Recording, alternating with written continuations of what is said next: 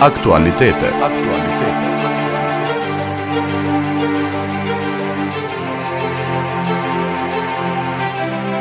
Actualitate.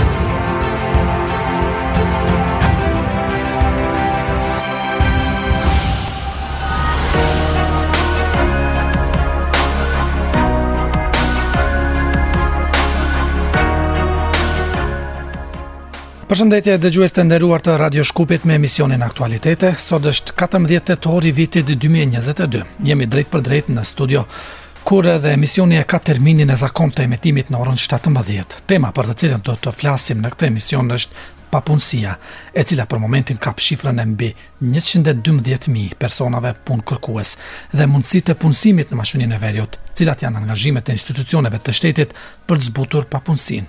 Në vendin ton, 694.376 persona llogariten si të punësuar. Kjo shifër sipas Entit Shtetror të Statistikave. E dim se kohëve të fundit problemi i madh është mungesa e kuadrove të profesionalizuar në industrinë vendase, sipas statistikave të publikuara së fundmi nga institucionet relevante.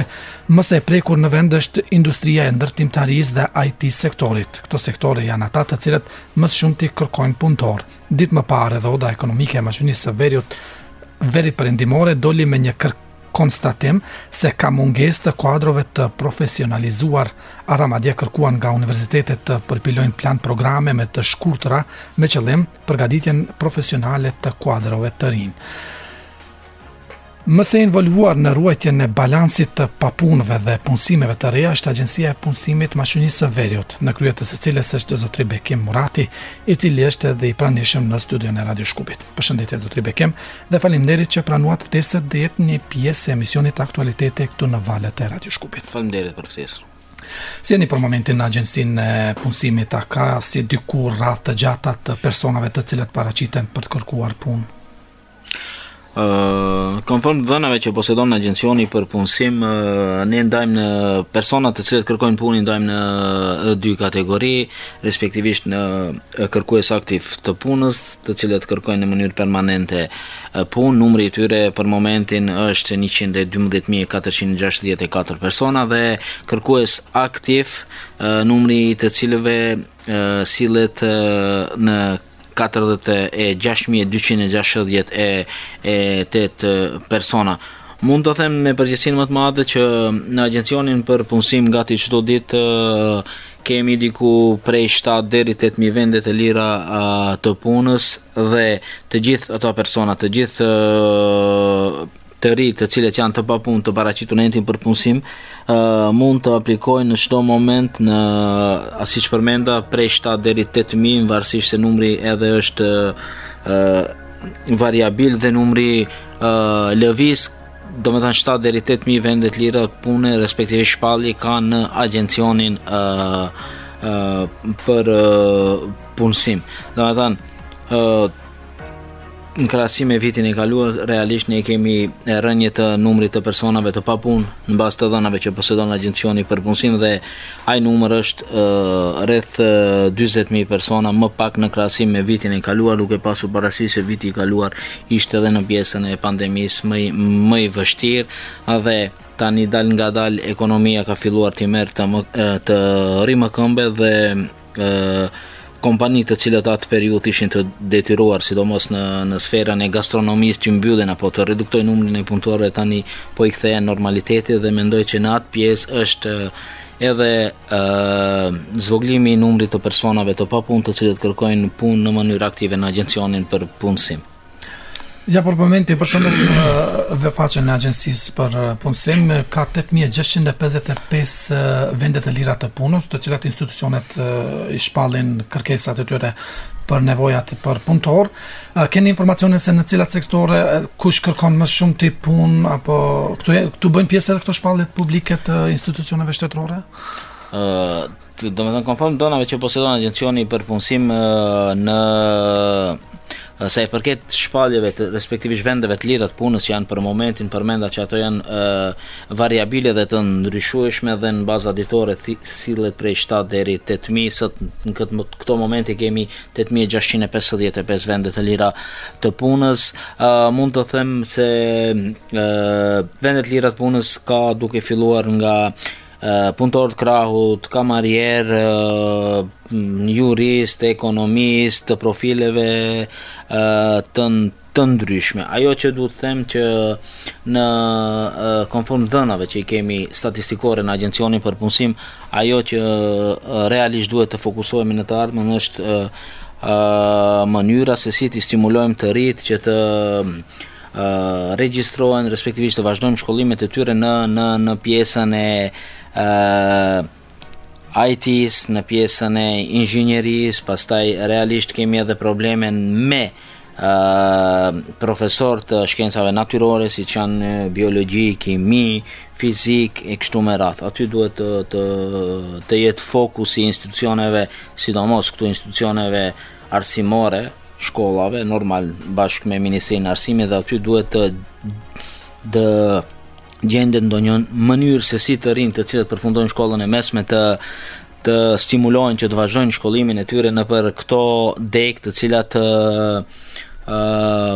për momentin nuk ka numër të mjaftueshme të personave të diplomuar, dhe aty do jetë sfida e radhës realisht se si do të rrjedhin zhvillimet konform politikave që ofron Ministria e Arsimit dhe kuptohet bashkëpunim me universitetet dhe me fakultetet e ndryshme. Këtu duhet gjendet një formë, një modalitet që të stimulohen të rinjt që të vazhdojnë shkollimin e tyre në shkencat natyrore, por sidomos edhe në pjesën e IT-s, pasi që në këtë pjesë mungon kuadri i kualifikuar. Do të flasim edhe më gjithësisht për pjesën e arsimit, ndoshta pak edhe më vonë gjatë këtij emisioni.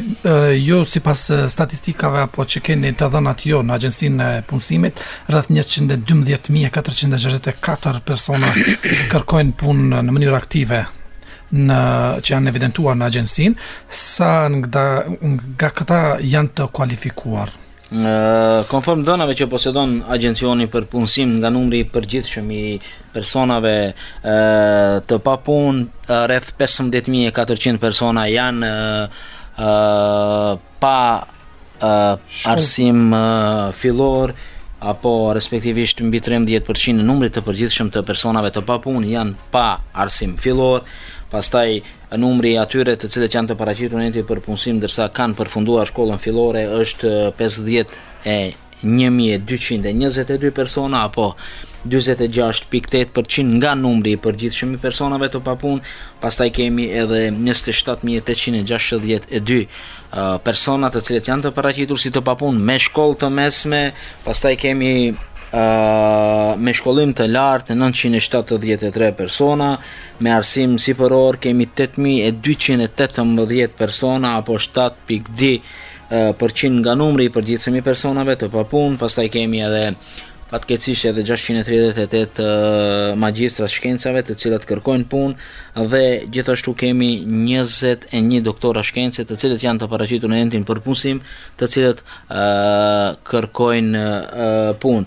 Vesh të përmendi që roli i Agjencionit për Punësim është që të ndërmjetësoj në mes punëdhënësit dhe personave të papunë, dhe është e drejtë ekskluzive e punëdhënësit dhe personave të papunë që do pranojnë të kyçen apo të lidhin një marrëdhënie pune apo jo. Roli i Agjencionit për Punësim është vetëm ndërmjetësimi.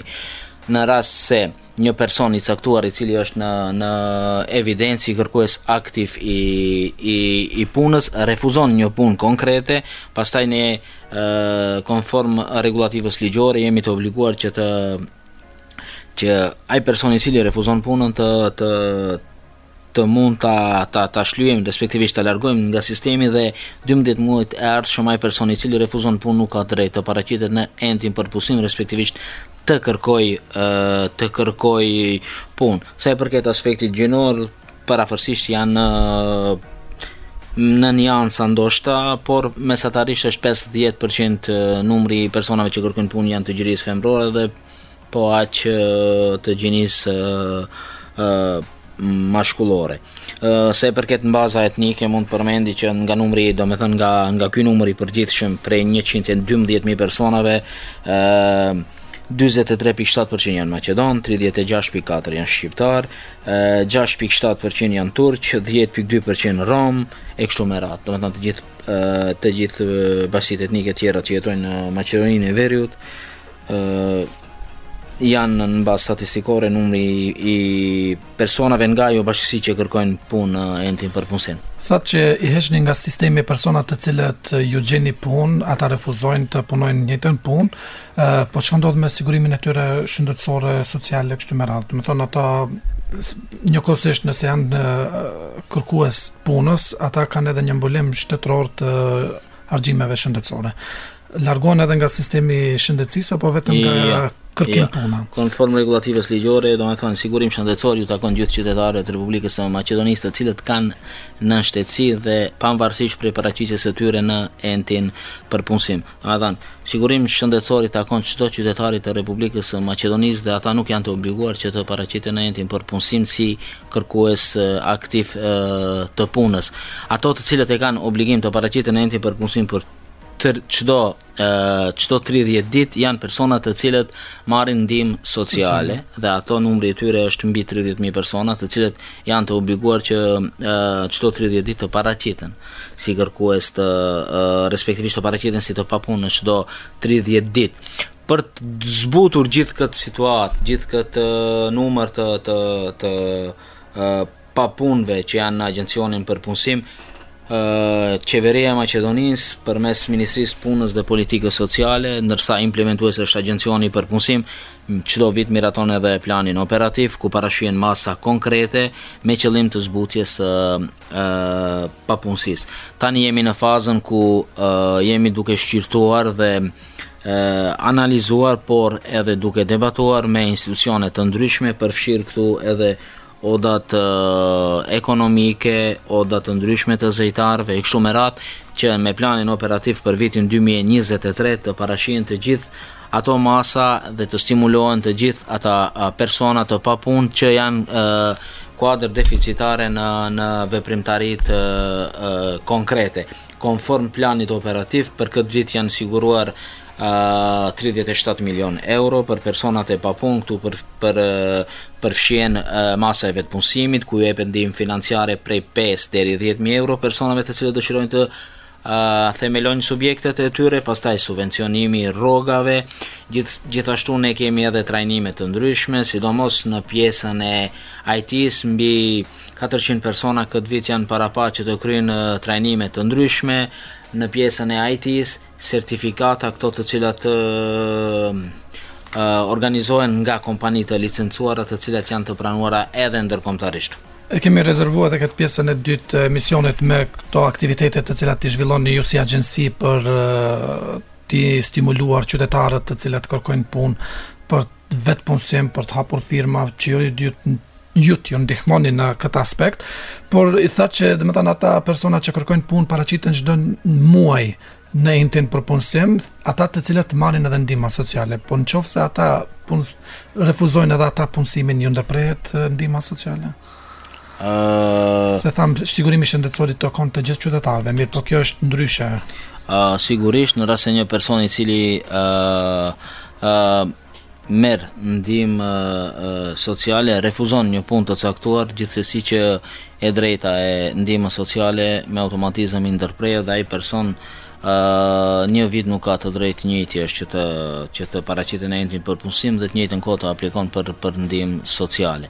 E njëjta vlen edhe për personat të cilët janë kërkues aktiv në rast se nuk paraqiten. Pra gjithsesi që personat të cilët janë shfrytëzues të ndihmës sociale në rast se refuzojnë një punë të caktuar, atyre u ndërprehet e drejta e ndihmës financiare. Shkurt, cili është dallimi mes personave të cilët kërkojnë aktiv punë dhe atyre pasiv? Për qytetarët personat të cilët dallimi mes personave aktiv është se këta 112 persona domethënë marrin janë kërkues aktiv të punës dhe ato janë të kyçur direkt në tregun e punës. Domethënë ato marrin pjesë në ndërmjetësime të ndryshme, u ofrohen punë konkrete e kështu me radhë. Ndërsa këto 26.000 persona të cilët janë, ato vetëm janë të kanë obligim të paraqiten në çdo 6 muaj, mirë po nuk kanë drejt të aplikojnë për një punë konkrete. Nëse dëshirojnë të aplikojnë për punë konkrete, ata duhet të jenë kërkues aktiv të punës. Këto 26.000 persona kanë drejt të njoftohen me të gjitha masat që ofron agjencioni për punësim, por duhet bëjnë transformimin e statusit të tyre nga person pasiv në person aktiv që të ketë drejt pastaj të aplikon edhe në masat konkrete që ofron agjencioni për punësim, por edhe në ndihma të ndryshme sociale që ofrohen përmes Ministrisë Punës dhe Politikës Sociale. Do komentojnë edhe një deklarat të fundit të zëvendës kryeministrit për çështje ekonomike, i cili para disa kohë që 90% e personave të cilat kërkojnë punë janë pa shkollë. Ku bazohet nuk e di, thjesht të dhënat flasin ndryshe. Se komentoni ju këtë deklaratë? Nuk di, nuk jam i njoftuar me deklaratën e zëvendës kryeministrit për çështje ekonomike. Unë mund të them se konform dhënave që i kemi në agjencionin për punësim, vetëm 13.4% ose 15.421 persona të evidentuar në entin për punësim janë pa arsimim fillor, ndërsa 51.222 persona apo 46.8% janë me shkollë fillore të përfunduar. Në çfarë kontesti është, apo ndoshta është nxjerrë nga kontesti deklarata e zëvendës kryeministrit, realisht nuk mund të komentoj deklaratën e tij, sepse nuk e di në çfarë kontesti është dhënë deklarata. Unë shpalosi të dhënat zyrtare që i posedon agjencioni për punësim. Emisioni Aktualitete. Së bashku zgjidhim probleme.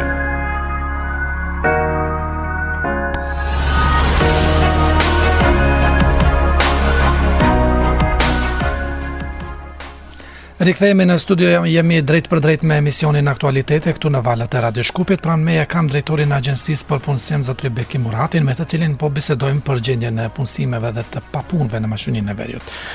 Ju keni edhe programe dhe projekte të ndryshme për të rritur nivelin e punësimit dhe uljen e shifrave të papunëve në mashininë e veriut. Së fundmi jo më lartë se dje ishit në Korçov, ku së bashku me Ministren e Punës dhe Politikës Sociale Jovanka Trenčevska promovuat programin për vetë punësim, ku nda 37 certifikata për personat që kanë marrë pjesë në këto programe. Vazhdoni ende më tej, keni realizuar edhe më herët në qytete tjera, na tregoni më detajisht për këto programe të cilat i ofroni. Konform programit vjetor, planin operativ të cilin e miraton qeveria e Maqedonisë ndërsa zbaton agjencioni për punësim i Maqedonisë veriut, parashihen të gjithë ato masa aktive të cilat janë një lloj ndihme për personat e papunë. Për këtë vit janë parapaqen me këto masa të përfshihen rreth 15.000 persona, realisht që është një cifër, mund të them, respektabile për shkak të volumit të madh. Të trajtohen 15.000 njerëz, do të thotë që është mbi 10% nga numri i përgjithshëm i personave të papunë. Këta 15.000 persona, do të thonë, ideja është që t'ju ndihmohet atyre përmes formave të ndryshme, përmes vetpunësimit, përmes subvencionimit të rrogës, përmes trajnimeve në veprimtari të ndryshme, që ata persona sa më lehtë mund të kyçen në tregun e punës pastaj. Përmenda edhe në fillim, do të thonë, disa nga masat më atraktive që janë për personat e papunë është vetpunësimi, ku parashihet ndihmë financiare prej 5 deri 10.000 euro nëse janë bashkëthemelues 2 persona. Pastaj subvencion dhe me konform planit aktual operativ, aty parashihen të përfshihen mbi 2.000 persona të papunë, të cilët janë në entin për punësim, po aq persona do përfshihen edhe në masën subvencionimin e rrogave, ju jepen ndihmë financiare kompanive të cilat punësojnë persona të papunë. Pastaj përmenda trajnime të ndryshme, sidomos në sferën e IT-s, ne ofrojmë që kompanitë e licencuara, por edhe të pranuara ndërkombëtarisht të ofrojnë shërbime dhe personat të cilët janë të papunë, të sidomos kryesisht të ri që kanë përfunduar shkollën e mesme, të trajnohen dhe të pajisen me certifikata të nivelit ndërkombëtar. Mund të them që 98% e personave të cilat kryejnë apo përfundojnë trajnimet në pjesën e IT-s shumë më lehtë pastaj kyçen në tregun e punës, sepse janë certifikata të licencuara ndërkombëtarisht që pranohen në gjithë botën, jo vetëm në vendin ton. Vitin e kaluar në gjithë këto masa aktive të agjencionit për punësim janë përfshirë mbi 12.000 persona, ndërsa këtë vit planet dhe tona janë që të përfshihen diku rreth 15.000 persona të papunë, të cilët kërkojnë punë në entin për punësim. Përmenda edhe më herët që jemi në fazën kur jemi në konsultime me odat ekonomike, që të shohim cilat janë ato masa të cilat duhet të shtohen apo duhet të plotësohen në planin operativ për vitin ardhshëm. Ta thjeshtësojmë pak për të gjithë dëgjuesit e Radio Shkupit. Për shembull, kemi një çift të cilët kërkojnë në mënyrë aktive punë në entin shtetëror në agjencinë për punësim. Cili është hapi i parë të cilën ata duhet marrin për të fituar këtë mundësi të qeverisë për vetë financim, apo si është ky rregulli i punësimit, vetë punësimit? Okej. Çdo personi pa punë fillimisht duhet të jetë kërkues aktiv. Të paraqitet në çdo 30 ditë në entin për punësim dhe të jetë kërkues aktiv i punës. Pastaj, konform planit operativ që përmenda, ne bëjmë shpalljet publike. Shpalljet që janë publike në gazetat edhe në gjuhën shqipe dhe në gjuhën maqedone, por edhe në webfaqen agjencionit për punësim janë publike dhe hapi i parë i cili duhet të bëhet është duhet të jenë kërkues aktiv të punës, pastaj duhet bëhet një aplikacion kërkesa dhe të tregohet para në punësve që i kemi në agjencionin për punësim se cila është ideja, cila është ajo ide të cilin ata e kanë dhe duhet ajo bëhet përmes pyetjeve të thjeshta dhe bëhet aty për aty, është në formë elektronike dhe aty nuk ka qasje askush përveç në punësit i cili është duke regjistruar përgjigjet e kandidatit i cili është interesuar për shfrytëzuar grantin. Pastaj kjo është faza e parë e selektimit. Konform pikave të fituara kalojmë në fazën e dytë që është përgatitja e biznes planit. Përgatitja e biznes planit bëhet në koordinim me ekspertët nga agjencioni për ndihmë të sipërmarrësisë dhe pastaj grumbullohen në pikat e përbashkëta të agjencionit që jepen në fazën fillestare, respektivisht në intervistën e parë kur në momentin e aplikimit dhe pikë nga biznes planit të cilin e hartojnë kandidatët bashkë me ekspertët nga agjencioni për ndihmë të sipërmarrësisë dhe pastaj bëhet rangimi final i tyre. Mund të them që interesimi është i madh, interesimi është i jashtëzakonshëm, duhet përmendi vetëm te një masë vetpunësimi për 2.000 vendet lira, sepse ne jemi të limituar edhe me mjete financiare, se mjetet janë ato që janë, por më gëzon fakti që çdo vit ato mjete shtohen, por vazhdon interesimi edhe më tej. Vetëm te masa e vetpunësimit për 2.000 vende të lira të punës, domethënë kishim 6.000 aplikime. Kjo tregon që të rinjtë personat e papunë gjithnjë më tepër janë të interesuar që atë ide të cilat e kanë pas në mend e tyre të fillojnë të aktivizojnë në një punë apo në një ide konkrete duke shfrytzuar masat që ofron agjencioni për punësim. Ndikon për shembull nëse kemi një çift edhe njëri është i punësuar dhe njëri është i kërkues aktiv i punës. Ai kërkuesi aktiv i punës ka drejt të aplikojë për këtë, domethënë edhe për skaj asaj që një bashkëshort është i punësuar. Realisht çdo person i cili është i papunë dhe është i evidentuar në enti për punësim si nuk ka kërkues lloj pengese në këtë aspekt. Një lloj pengese që të paraqitet për dhe të shfrytëzon të drejtën e grantit që ofron agjencioni. Cili është qyteti i Aradhës? Për punësim. Dhe ne kemi filluar çdo qytet është i përfshirë me masat aktive, kështu që ishim në Kërçov, ishim në Kërçov, para disa ditëve në Shtip, ishim në Tetov, vazhdojmë në çdo qytet të Maqedonisë së Veriut sepse janë përfshirë të gjithë qytetet konform zhvillimit barabart rajonal. Ne kemi metodologjinë e ndarjes dhe aty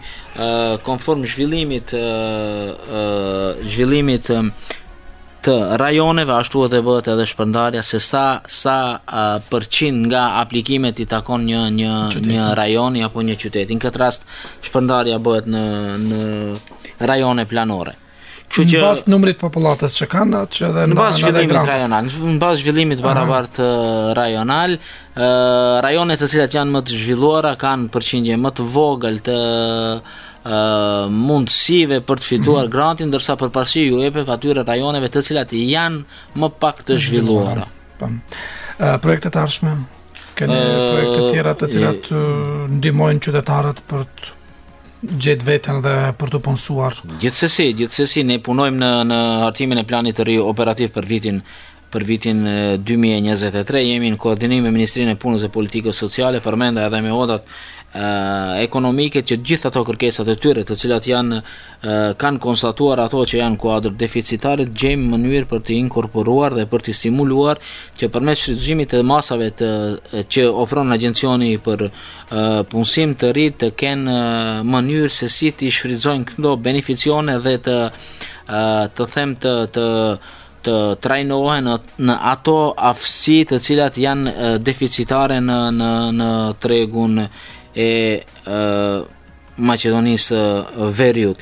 Gjithsesi që këto mjete nuk janë të mjaftueshme, ne gjithnjë kërkojmë mjete shtesë sepse interesimi është i madh, por realisht hovi i madh dhe ajo e cila do të vërehet ndryshimi edhe tek qytetarët, por edhe personat të cilët janë të papunë, do të ndodhë në momente kur ne do kemi drejt të shfrytëzojmë nga fondet e Bashkimit Evropian, sepse këto mjete të cilat janë për momentin nuk janë të mjaftueshme që këta 112.000 persona të trajtohen dhe gjithë ato ide që i kanë në mend të tyre të mund të realizohen në projekte konkrete.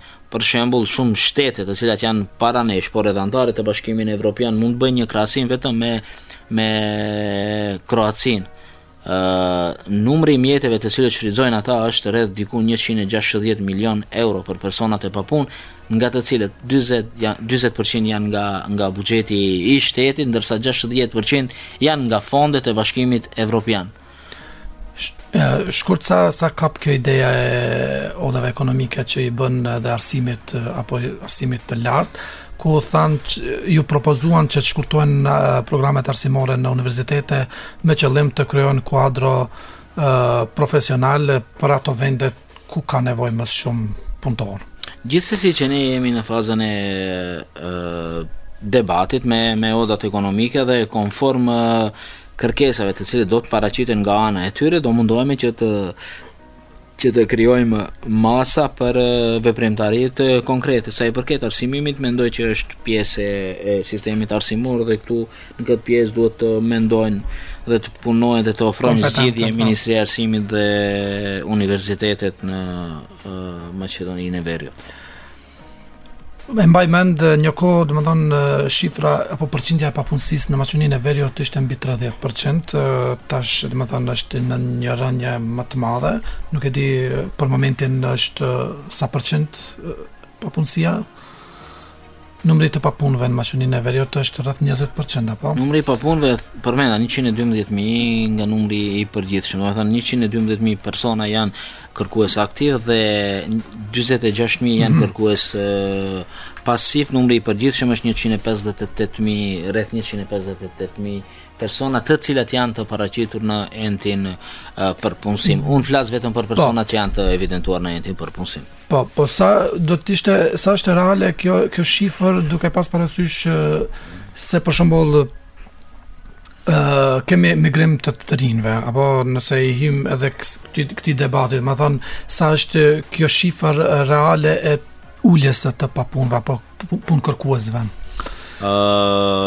Unë mund të flas vetëm për dhënat zyrtare që posedon agjencioni për punësim. Sa i përket migracionit, mendoj që është një fenomen i përgjithshëm. Ajo nuk ndodh vetëm në vendin tonë, por ndodh thuajse në çdo vend të botës, po jo, edhe në shtetet më të zhvilluara të Evropës perëndimore. Ne kemi dhëna statistikore, për shembull, për të siguruar një jetë më të mirë, për një ekonomi më të mirë, shtetas të Portugalisë migrojnë në Francë apo në Gjermani, të Spanjës në Francë, kështu me radhë, kështu që në demokraci është e drejtë secilit që të vendos të jetojë dhe të punojë aty ku mendon që është më së miri. Kështu që në këtë drejtim fenomeni i lëvizjes së lirë të qytetarëve dhe migrimit për një jetë më të mirë ka qenë dhe do të mbetet gjithmonë sfidë atyre të cilët kërkojnë një jetë më të mirë. Faleminderit që ishe pjesë e Radio Shkupit dhe emisionit Aktualitete. Shpresoj kemi diskutuar dhe kemi dhënë informacione për dëgjuesit tanë në lidhje me kushtet të cilat i ofron agjencia për punësim për të punësuar personat të cilat ende kërkojnë punë. Faleminderit për ftesën, kënaqësia ishte ime dhe Agencioni për punësim është i hapur gjithmonë për gjithë mediumet, sidomos për Radio Shkupin. Në studio kishim drejtorin e Agjencisë për punësim zotri Bekim Muratin. Në fund ju informojmë se emisioni Aktualitetet i qaset temave të cilat janë në interes të qytetarëve të mashinisë së veriut. Shqyrtojmë temat politike dhe shoqërore. Ngacmojmë edhe krerët e komunave se çka ata realizojnë në të vërtetë për qytetarët. Do dëgjojmë zërin e qytetarëve për ankesat që kanë si ndaj komunave të tyre, por edhe ndaj institucioneve shtetërore. Për çdo problem na shkruani në faqen e Facebookut të Radio Shkupit, por edhe në profilin tim personal në Facebook Nexhmedin Shaqiri. Dëgjues të nderuar, ishte ky emisioni Aktualitete. Shpresojmë që mbetet të kënaqur nga përmbajtja dhe temat që shtjelluam. Emisioni Aktualitete, prodhimi Radio Shkupit, redaktore përgjithëse e servisit të tretë Valbona Zunçe Pajaziti, redaktore e programit informativ Emine Gina, autori i emisionit Nexhmedin Shaqiri, mjeshtër zëri Boskurte Angelo. Dëgjojmë sërish të premten e ardhshme.